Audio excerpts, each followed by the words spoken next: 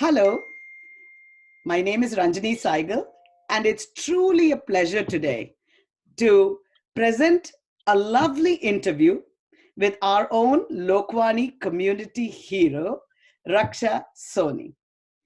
Raksha Soni worked as a software engineer for over 20 years before beginning an epic second act to follow her true calling for art.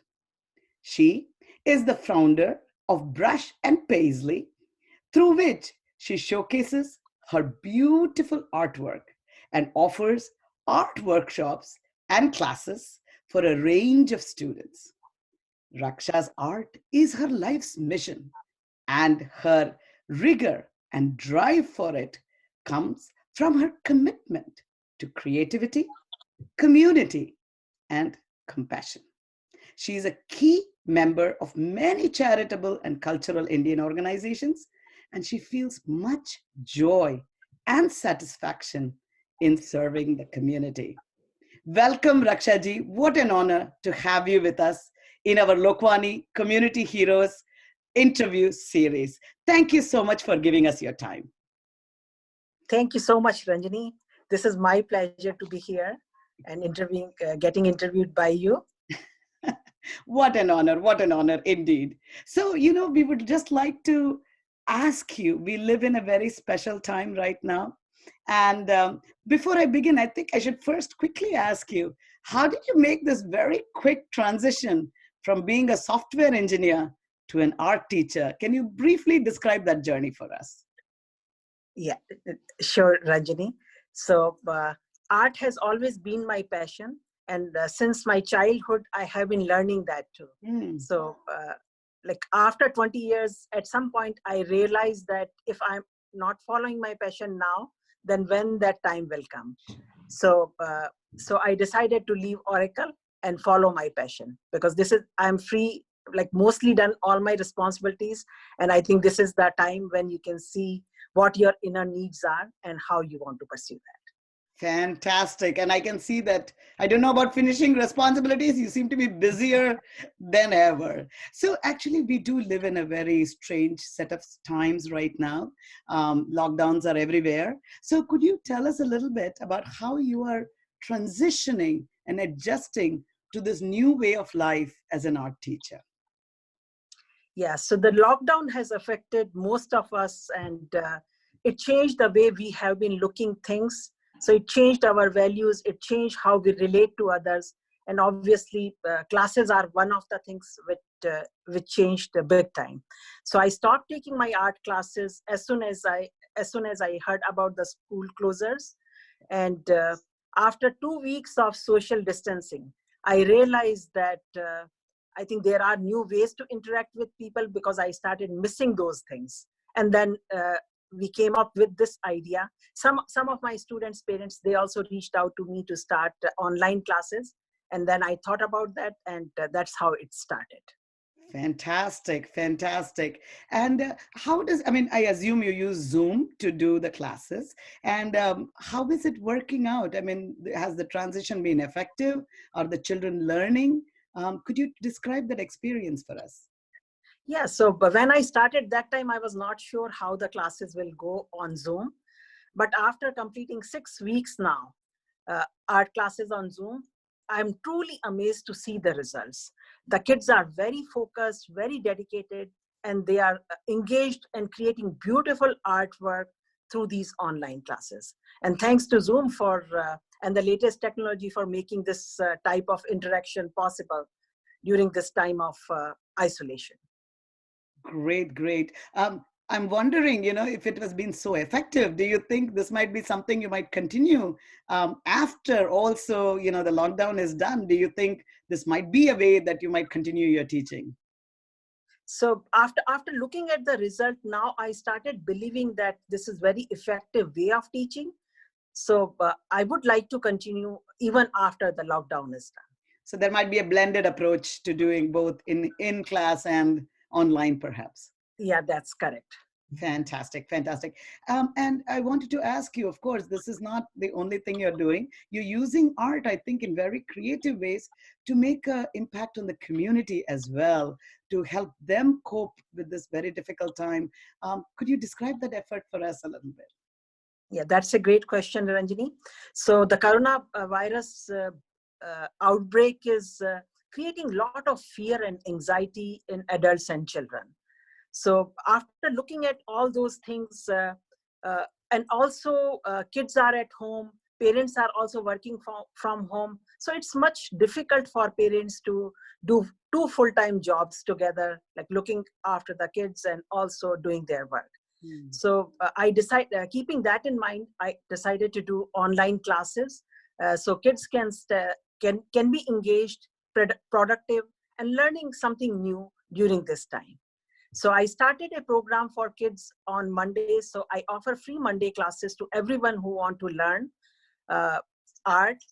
And I have 3 classes, and they can try different art forms through those classes. Fantastic. And you have adult learners as well. Am I right about that? Yeah, that's correct. I started because some adults requested after looking at the artwork from children, and they were doing fantastic job. So they got inspired by them, and they requested me to start online classes for adults as well. And so far, it's going very well. Adults are joining and enjoying and creating the artwork and finding their hidden artist inside them. I saw one of your fantastic students, Janna Madan, who put up, I think, a Madhumani painting, and she said it was the first time she had ever done artwork. I was truly amazed. Were you surprised to see how much these people are able to pick up in such a short period of time? No, that's truly amazing how they are doing it. And I have people joining from California, India, Canada, like different places, and joining these, learning this art form. How did I'm, you get the outreach to the non in New England communities? so mostly it's through friends. So they reach out to their friends, and that's how they started coming to these classes. Fantastic, fantastic. At this moment, I have to say that I'm personally very, very grateful to you for helping me deal with a very difficult time. As you know, I and my husband were affected by the coronavirus. And when I came back from the hospital, it was a big deal to figure out how to get my next meal because I was isolated. And I know I reached out to you, my children reached out to you, and you made that into, of course, a personal help for me, but also translated that into a bigger effort. I would love to know from you how you went about doing it, and could you tell us a little bit about Meals on Wheels, which I am truly grateful for being a very, very grateful customer of. Yeah, thank you so much, Ranjini. And it was our pleasure to serve you in this tough time. And even without that, I think our community is like an extended family here, right? So you should be there for each other, especially when you are in need. So it was totally our pleasure. And it's so heartwarming to see that so many people came out during this hard time, and they are ready to help. They are ready to serve with so much compassion and love and care for the community in their hearts. So we started the program Meals to Heal with Vaishali Gade, and we all have almost 80 plus volunteers currently, helping many families in different areas and serving and delivering food to them. That's So this, yeah. I was just going to Go ahead. say, yeah, what kind of foods, and could you tell us a little bit about it? Because it's not just for, the Burlington community or Indian community that you're working on, right? There's a variety of groups that you're outreaching. So could you tell us a little bit about that?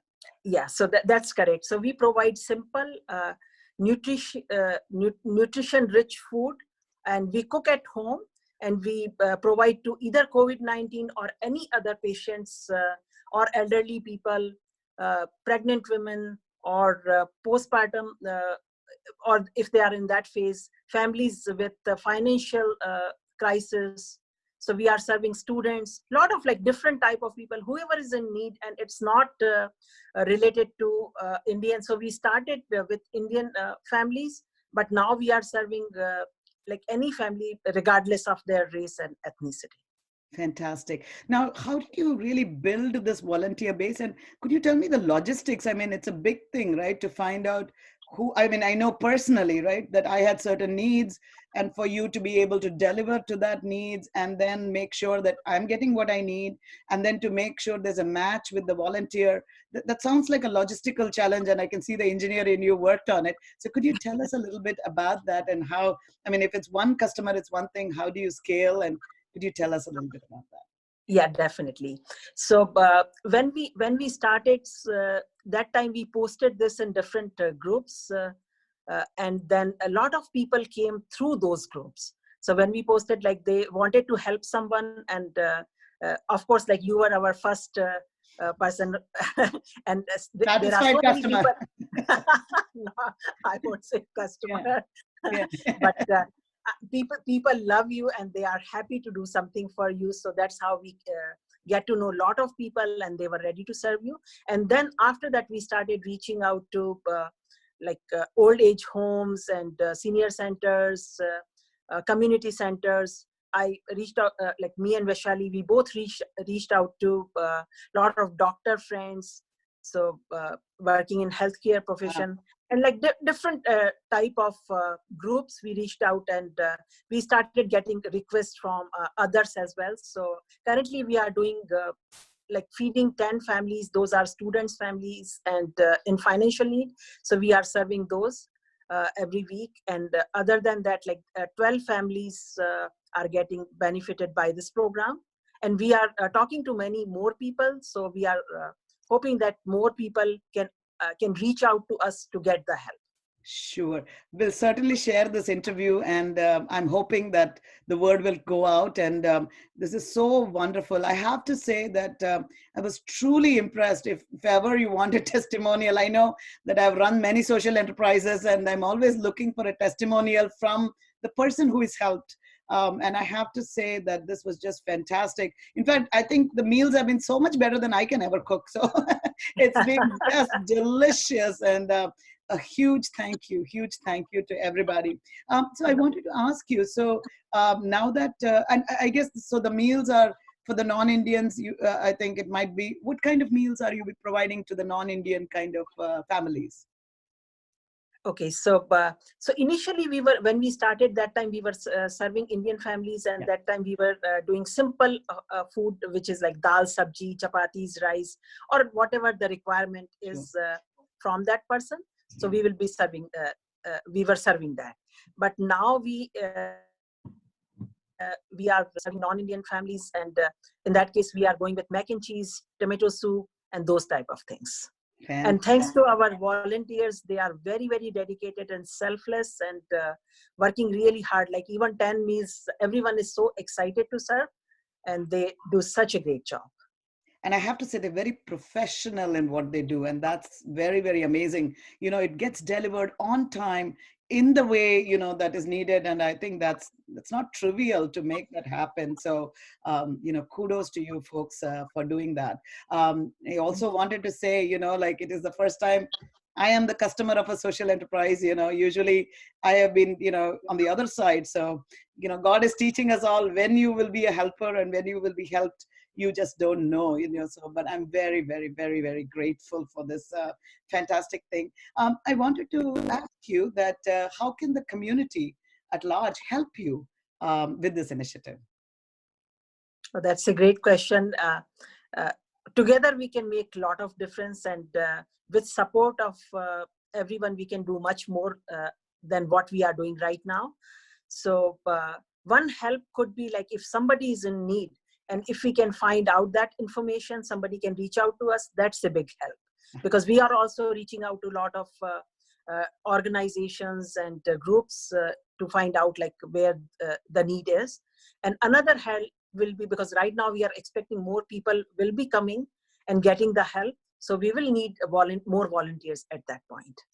Especially, I think what I learned is that local will be better, right? Local volunteers can serve local people so that the travel and all becomes more efficient, is what I'm understanding.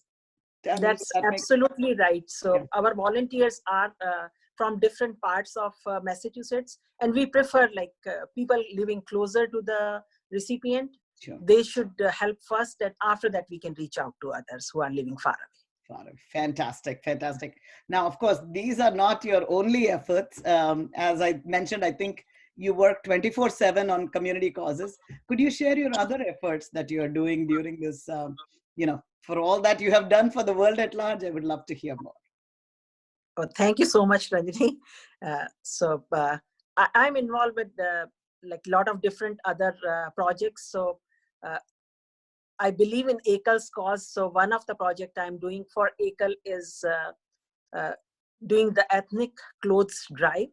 And in that project, we collect clothes donations from different people in the area. And then in new and used clothes, but gently used party wear. So we sell those clothes at the booths, and all the money goes to Ekal schools to support them. So this is one of the project I'm doing with Bhavna Motiwala and Monica Manocha with lot of volunteers, and we have raised several schools so far. Another thing I did for Ekal is indie art. This project was started by Jharna in 2012, but 2 years ago, I led this project, and I also introduced Ekal art workshops at that point. That was very successful, and a lot of people learned art through that and got involved in Ekal. And the mission is to reach out to people, and they should know about Ekal's work and get involved through that. Fantastic. And I wanted to say that Ekal Indie Art is getting launched again on, as you're helping us launch it on a national level. And we are really looking forward to, having the art classes online. I think that's such a wonderful treat. And so for those of you who are watching it, go to ekal.org. Pretty soon we will have the national Ekal competition, which is actually going to be launched with a very, very known art portal in India, and it's going to really give the artists a lot of visibility. And now it's not going to be for children alone, we are going to do it for adults as well. So tell your students as well, Rakshaji, that they need to Definitely. participate in this wonderful Ekal effort. And I did want to mention, Rakshaji, that because of your efforts, Ekal is actually one of those organizations that is there in 100,000 villages, and it's actually keeping rural India safe, because they have disseminated all the information about corona to those villages, and they are really working to keep rural India safe. They are making masks at the tailoring centers to keep rural India safe.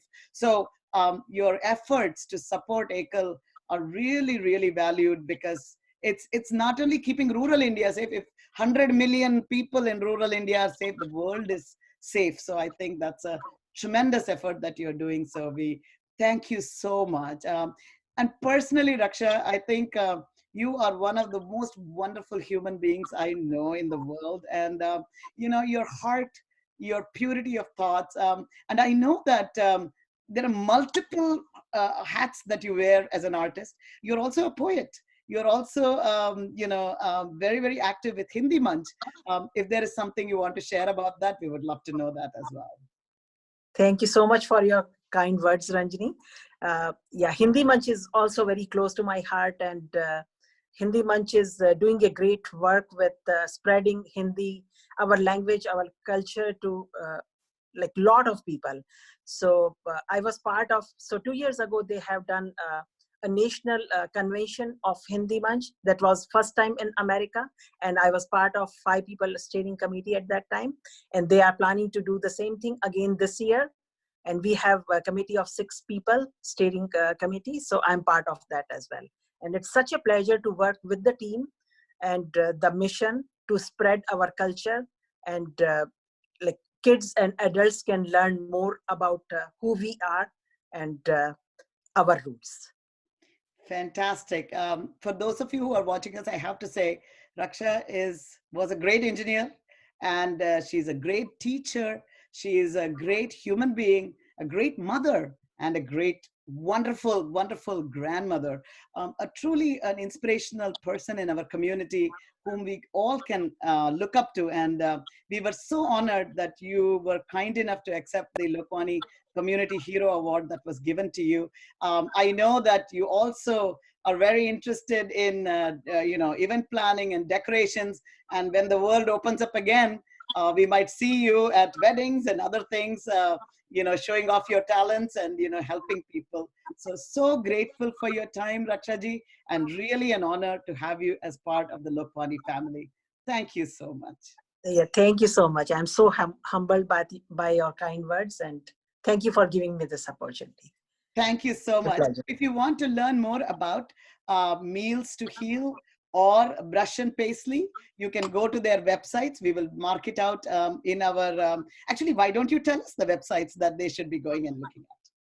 Okay, so my website is www.brushandpaisley.com, and you can check the schedule there. And if you are interested in art, come and join the art classes on Mondays. It's free for everyone. And the Meals on Wheels, Meals to Heals. Yeah, Sorry. yeah, Meals to Heal. You can also reach out to raksha.amrit@gmail.com or vaishali.gade@gmail.com. So, or any of our volunteers, they will be happy to help you. And we will be happy to have you as part of our team. Fantastic. And Thank you. ekal.org for Ekal. And is it hindimanch.org for Hindi Manch? Is Yeah, that right? that's correct. Wonderful. Hindimatch.org for Hindi Match. Wonderful, wonderful. So we look forward to seeing how all the little seeds that you're planted, how it's going to grow, because I think there is a banyan grove that is coming up here. God bless you, Rakshaji. Thank you so much. Thank you, Ranjani.